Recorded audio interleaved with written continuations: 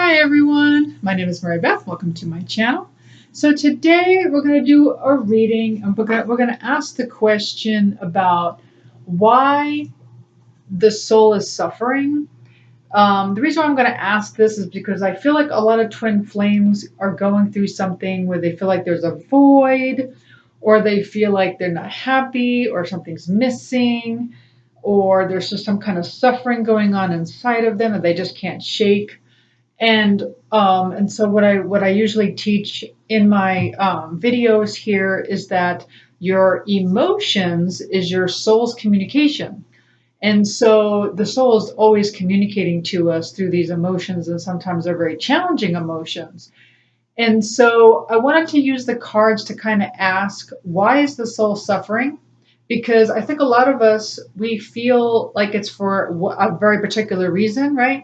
So we start to feel the suffering inside of us and we make it about this thing, like, oh, it's because of this. This is the reason why I'm suffering, or this is why I'm feeling so bad, or this is why I'm feeling sad, or this is why I'm feeling challenged, because it's definitely about my job, or it's definitely about the financial situation, or it's definitely about my twin flame, or it's definitely about something, in the 3D. So, but what I wanted to do is I wanted to use the cards to ask why, if for the collective, why is the soul actually suffering?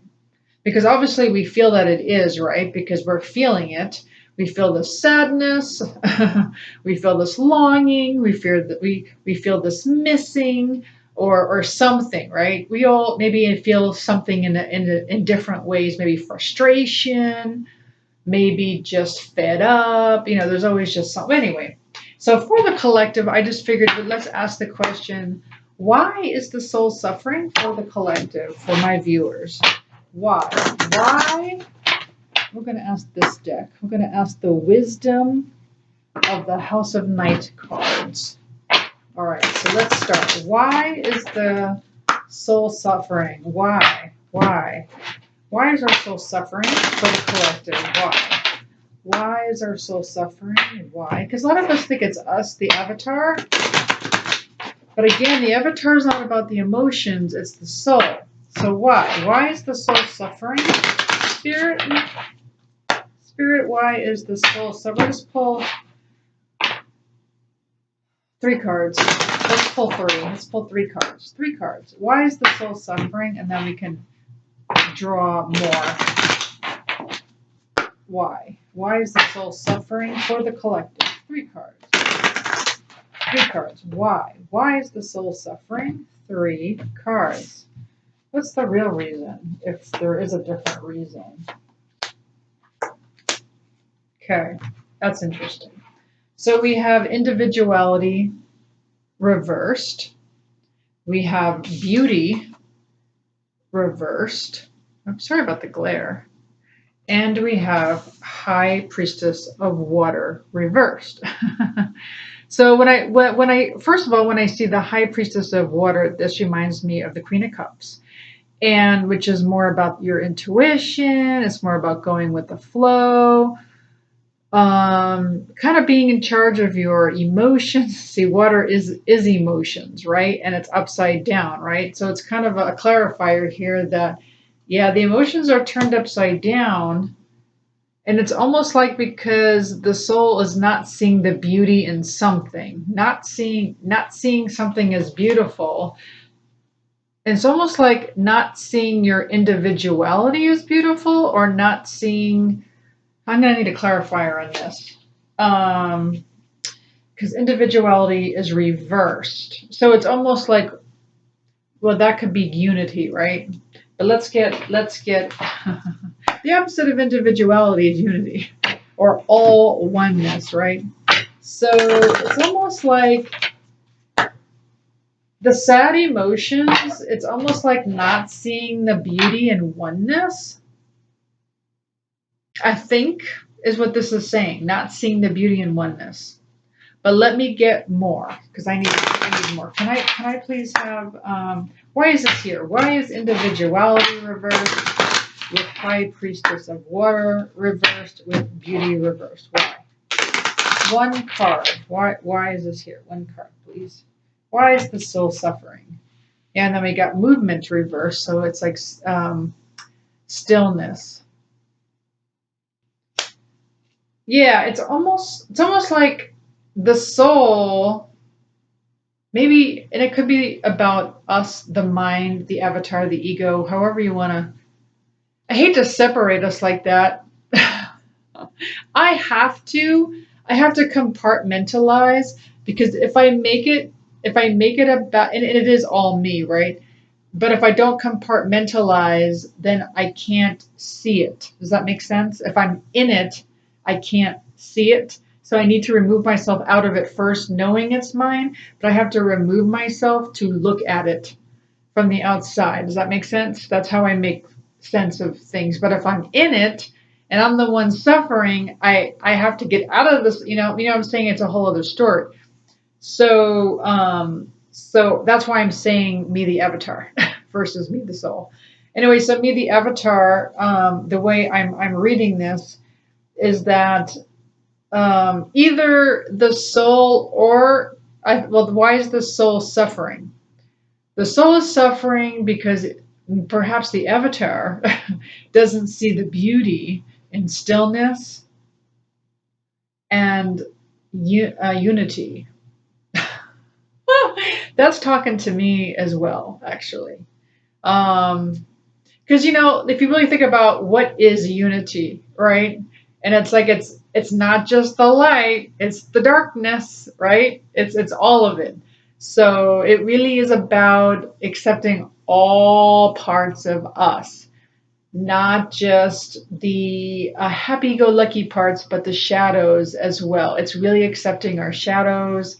It's really loving our shadows, understanding our shadows, and feeling like we're learning from our shadows, embracing our shadows. Sometimes I feel like I have an inner war going on inside of me, because I feel like I do have all parts of me that are inside of me, but I'll feel out of balance, and I know me myself as Mary Beth is feeling fine, but I'll feel an imbalance, and I won't make it about something, because I'll say to myself, that's stupid, because then I'll try to make it about something, like I'll feel the imbalance, then I'll try to make it about something that I'm like, that's dumb. That thing does not need to be felt imbalanced about. I've never felt imbalanced about that particular thing before, but now you're making me think that this is why we're in, and yeah. And so, but the soul's suffering, so the soul is obviously communicating, but I haven't figured out the actual why. It's almost like a puzzle, and I'm trying to expand myself to figure out the why. So I figured lots of people are going through this. So lots of people feel some sort of inner storm, something inside that's breaking down, right? And people usually don't look at it as their souls. They think, well, my soul's good. I need to be directed by my soul. My soul has got it going on. When actually the soul is yes, the soul does have it going on, but the soul is also healing. The soul is fragmented. That's the problem. Okay, so let's get more on this. Why is this here? What is the soul? Why is the soul suffering? Why? And we'll do a couple more decks. Why is the soul suffering? Why? Let's get two more cards. Two more cards. Why is the soul suffering? It doesn't see the beauty. I mean,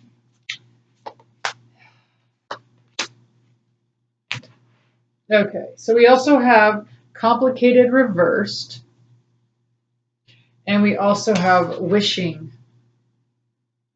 It's so funny. We always get the same cards with this deck. I always feel like it's the same cards over and over and over. So it's almost like it's the soul is just trying to say that the soul is suffering because we're not seeing the beauty in the oneness, in the stillness, in the simple life, right? Complicated is reversed, okay? We don't see the beauty in the simple life. We don't see the beauty in Well, our intuition. Well, this is reverse though. So I almost feel like that's more about showing us about we don't seem to appreciate, me included, we don't seem to be appreciating our negative emotions or seeing the beauty in it. I know it sounds strange, but there is a beauty and awe to it when you look at emotions and when people are expressing them. And it's funny because when you're alone a lot, which physically I kind of am because I'm home all day by myself when I work, I'm still on the phone with customers, I'm still on the phone with my staff, and man, those emotions are explosive. Coworkers as well, friends. The calmer I am, the more explosive it seems other people are. Not really. Like I shouldn't say that. I shouldn't use the word explosive. That's not a good word. Um, that's a good word for some people that I'm thinking of. But I would say for the most part, I would say just frustrated, really, just frustrated, and it's almost like it's a mirror to my soul. It just means my soul is frustrated. Well, why is my soul frustrated? Well, according to this reading, for the collective, we're not we're not seeing the beauty in the simple life. We tend to enjoy more the complications or just making life a bit more, I don't know, challenging, I guess. We're not seeing the beauty in the stillness. We're not seeing the beauty in the unity. We like to be individual. We like to be special. Then we have wishing. And then I guess we're not seeing the beauty in wishing. Let me get a clarifier on that. Why is this here? What does wishing have to do with anything? What does wishing have to do? What is wishing? Why is wishing here? What is wishing? It's almost like okay. They're trying to tell me something here. Hold on. The fledgling. Interesting, but it's reversed. Okay, hold on. I'll get back to that one. All right. So what I'm getting kind of is it's like individuality is clarified by, I'm sorry, union, individuality reversed, is clarified by movement reversed, right? So what this is saying is unity and stillness is what the soul needs right now. And they don't want it to, and they don't want to make it very complicated. They just want a simple life, right? So they're saying that your emotions that are turning you upside down, it's meant to steer you in a direction that's not as complicated, that is simple, that is an uncomplicated life, is what they're telling me. They want you to move in another direction. So you got to pay attention to your emotions. Your emotions is steering you just to a more peaceful, less complicated life. And whatever that means to you. And then we have beauty reversed with wishing. What I'm getting is the soul just wishes that you'd see the beauty in this stuff. The soul's wishing. The soul's wishing that we would see our inner beauty. Because, I have to say, that's one thing I have difficulty with right now. I don't know about any of you, is seeing the inner beauty because, like I mentioned before in some other videos, I feel like there's a war going on inside of me, a war of past lives and all sorts of stuff going on. And so, and then we have fledgling reversed. So this is a picture of a woman who is, well, let me see what they're trying to say here. It's the number one card.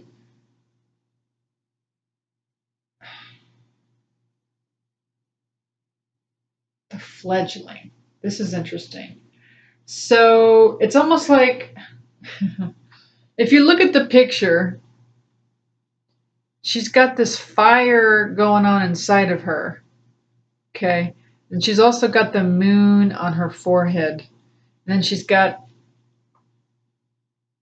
almost like a chip on her shoulder.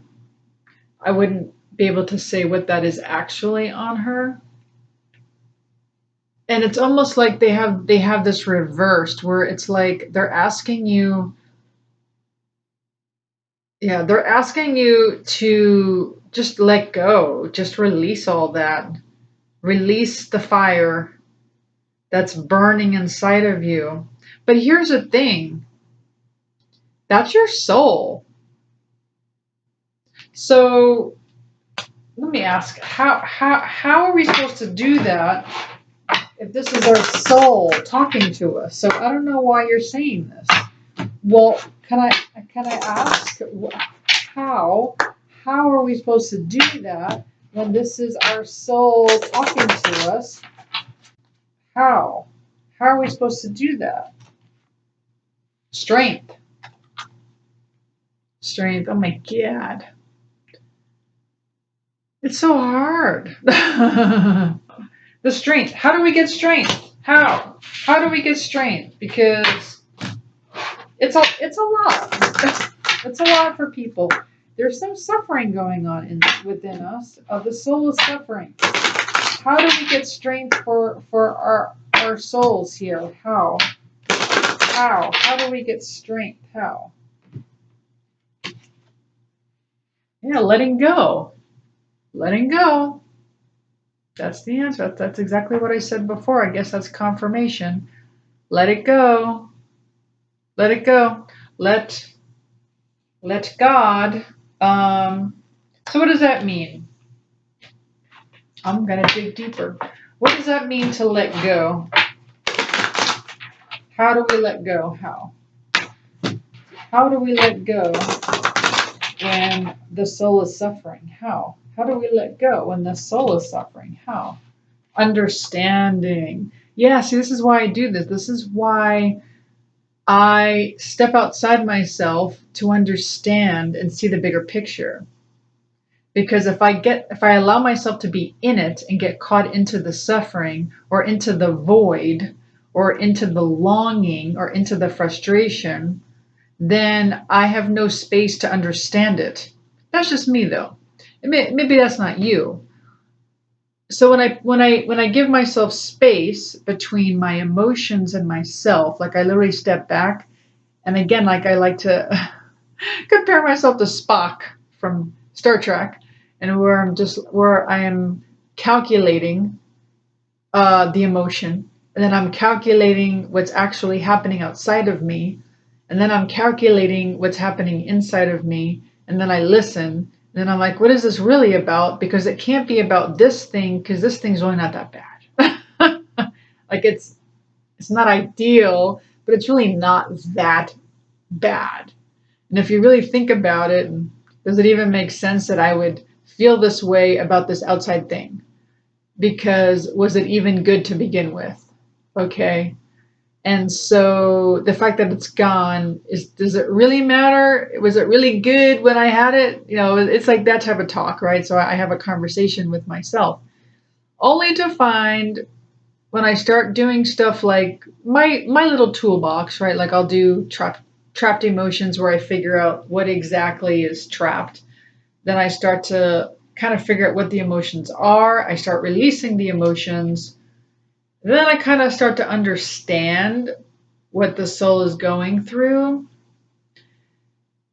And then sometimes I will, do my cards or, just to kind of get more information on it, like why, that type of thing. So really, it's like that understanding It really helps and it really relieves the suffering of the soul when you really start to. It's almost like when you're talking to someone, okay, let's say you have an issue. You're sad and you know why, right? You have this issue. And, and then you have people around you that really want to fix it, or people around you that just don't care. But then there's someone who just really understands you, right? They sit there and they're like, oh, I get it, I understand. Like, don't you feel good and validated when that happens? You just want to be understood.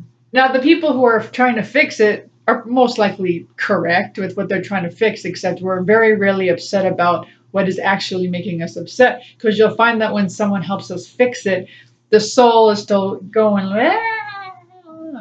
right? And you realize, oh my God, you gave me the solution, but I'm still not fixed.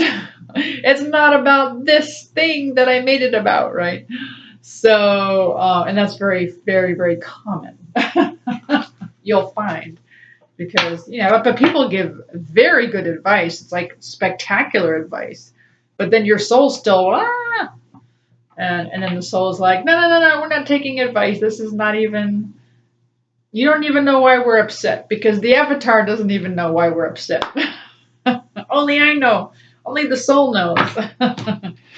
So I just curious. What are some of the reasons why the soul's upset besides the fact that we're not seeing the beauty in oneness, and maybe the soul's mad at itself for not seeing the beauty in oneness.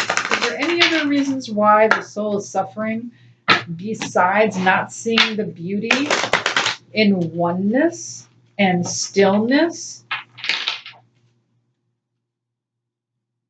and living a simple life? Because here's the thing, I mean, the soul actually needs purpose too, right? Focus. Yeah, a lot of us lose focus. That's true. But you know what? We all got to take a vacation, right? We all got to take a break. Why do I got to be focused all the time? But yeah, it's like, and then once you understand, it's like the soul wants you to stay focused. And don't forget, like once you understand it, don't lose it. Don't lose that knowing. Once you figure it out and once you like understand out of the box as to why your soul is suffering, because that's very rarely the thing that you actually make it about. Like if you're making it about your twin flame, I promise you, if you start to do something else that your soul wants you to do, and you never see your twin flame again, I promise you the emotions seem to go away. Because the emotions are making you think it's about the twin flame, and it's not. It's about, oh my gosh, it's usually about unity, and it's usually about healing.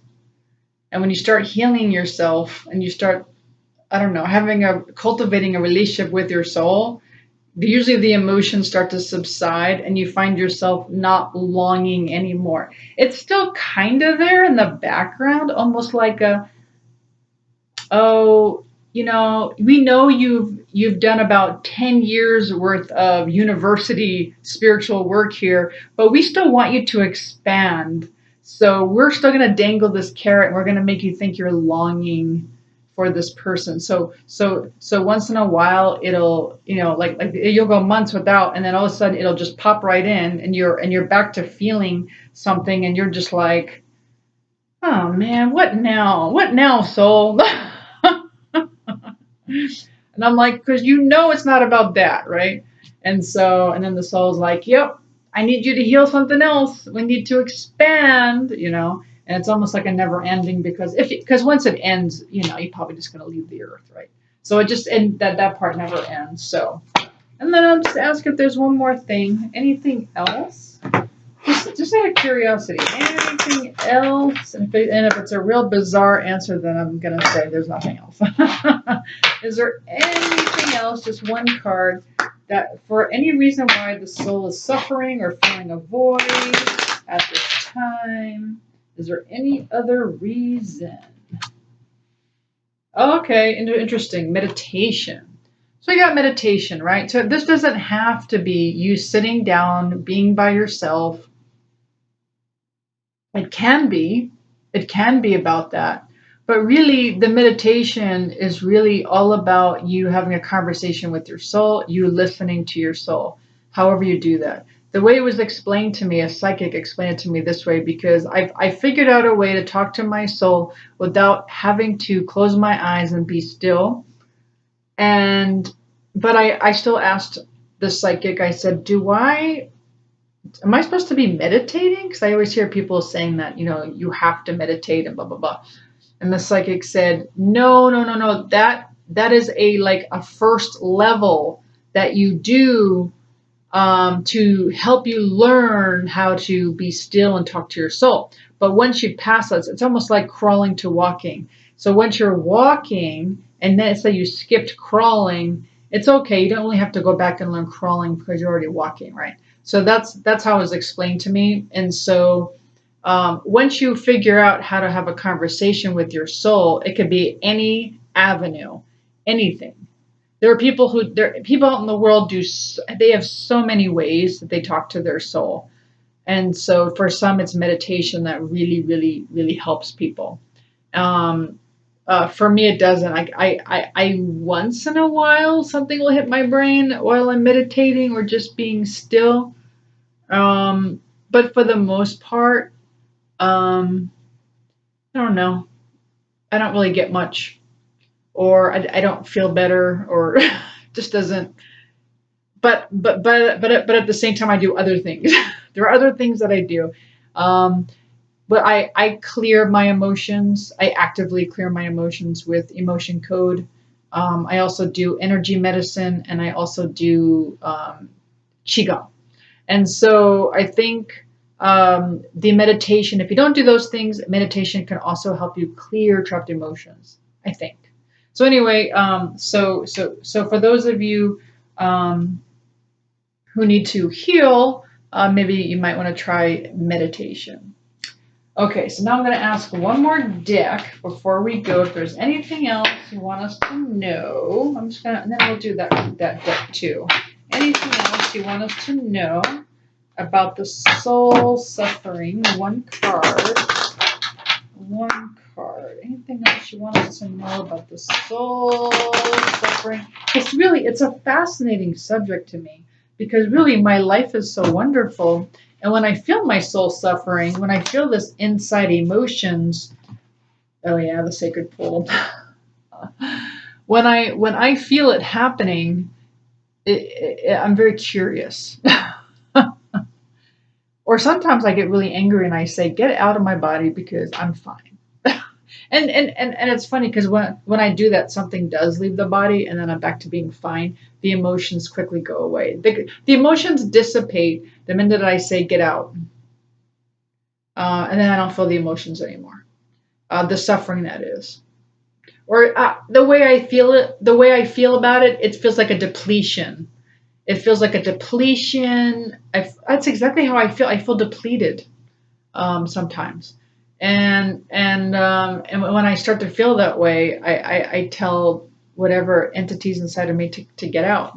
And I'm very mean about it because it's been happening for so long that I used to be very nice about it. I used to be like, oh, okay, let me help you, or whatever I would do, and I would try to heal it. And it got to the point where it was just too much and it was a constant depletion. And I just started getting very angry. Because it's hard to live life when your energy is just sucked out of you, right? Anyway, so we have sacred pool. So what does that mean, Mary Beth? Okay, sacred pool is all about the mirror. Okay, so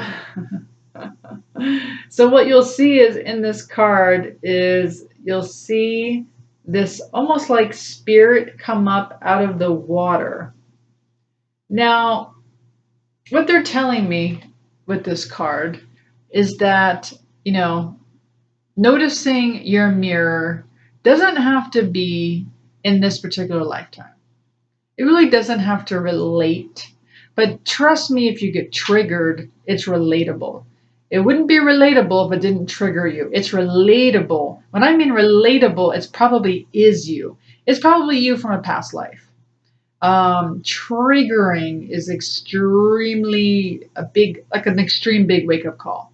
So when you draw the sacred pool card, it's just really remembering that there's really nothing outside of you or inside of you that's out of balance that isn't yours.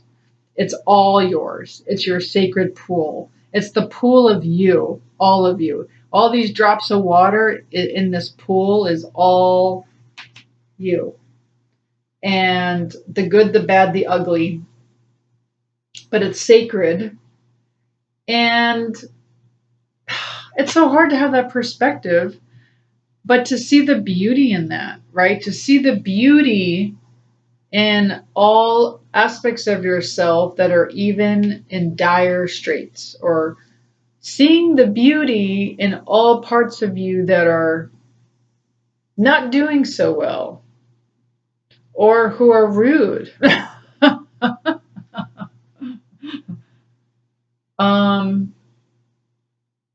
Yeah, it's just trying to see their perspective, right?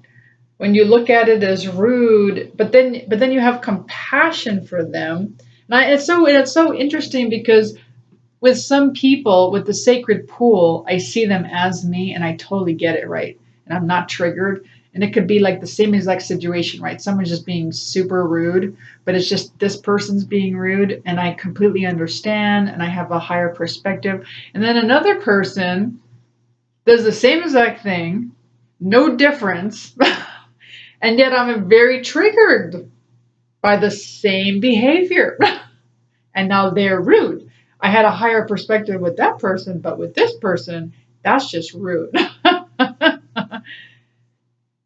I know. And so then you have to figure out, well, why? Why with this person it pushed my buttons, but with this person I'm like, oh, I have compassion for them.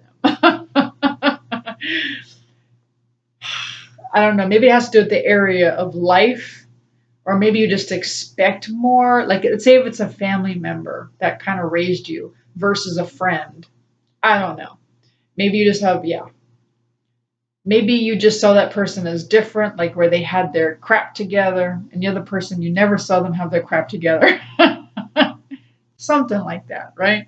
But anyway, but it's interesting to know that all of it's you, all of it's being mirrored back to you, and all of it, all the emotions, the whole gamut. And I always like to pull out my little cheat sheet here, but anywhere from shame, right, all the way to enlightenment, right? All of it's ours. We're all of it. We're all of it. We tend to spend most of our time in a vibration. I guess you wouldn't believe this, but I'm on the integration timeline. I guess you wouldn't know that, except that I'm always telling you how hard it is to integrate all parts of me. And it seems to be a very not the most difficult timeline I've ever been on, but it's definitely challenging. I'm probably happier than I've ever been, but at the same time, I thought I would be happier. Guess is the best way to put it. Because here's the thing: because for many years I was down here, right? This is where I lived, right? Especially when I worked on Wall Street. But there were also very happy times. Let me tell you, I had my highest highs and my lowest lows. Also my sickest times. But really great times. So like nothing's good or bad. It's just all of it's me, right? All of it's me. And the soul just wants to expand. And the soul's communicating to us through the suffering feelings that it's giving us. Now here's the question.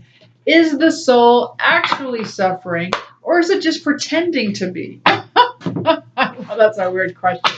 But when we get these emotions, and is it a game? Is the soul pretending to suffer, or is the soul actually suffering? What's happening here? Now, what's hitting my brain is heal the ouch. So I do feel like it's that. I do feel like it's that. Yeah. Okay. So this is why. So we get this card a lot. And yes, this is me with the long red hair walking through the desert. Okay, so what this is saying is the soul wants us to be able to adapt. It is expanding us, right? So the soul, in order to change our direction, to expand ourselves, communicates through these challenging feelings that we have inside of us, where now we have to walk a harder, tougher path. If we walked the easy path for the rest of our lives and we didn't learn anything, the soul would probably, and this probably happens a lot in Hollywood, I'm guessing, when things are kind of, I don't know, it's a different type of challenge. But like it's just almost sucking, where the soul is just like, I'm not happy. You think all this money was supposed to make us happy? You thought all this fame was supposed to make us happy? And then they're just like, oh my God, none of this made me happy. How can I not be happy? I have all the money in the world. I have all the fame in the world. I have people who love me. And yet I am so unhappy. Well, that's because it's the soul. The soul is in charge of the emotions. Okay? And then the soul does that to expand us to go to a higher vibration. Now, as you can see, there's footprints next to her, and that is your help, that is your soul walking next to you, knowing that you're never alone as the avatar. But as you can see, the conditions are very, very tough. So in this example, the conditions are very hot, arid, dry. She doesn't have any water in her hand. And there's no water to be found. That's a very challenging condition. And so the soul pushes us into that, into those challenges to expand us, to kind of initiate us into a new enlightenment, if you will. And there's different levels to that, and everyone is on their own journeys, and everyone is learning and expanding and vibrationally getting closer and closer to, I don't know, but because I'm not God, but I'm guessing to that soul level vibration where you are close to maybe Jesus consciousness. I don't know.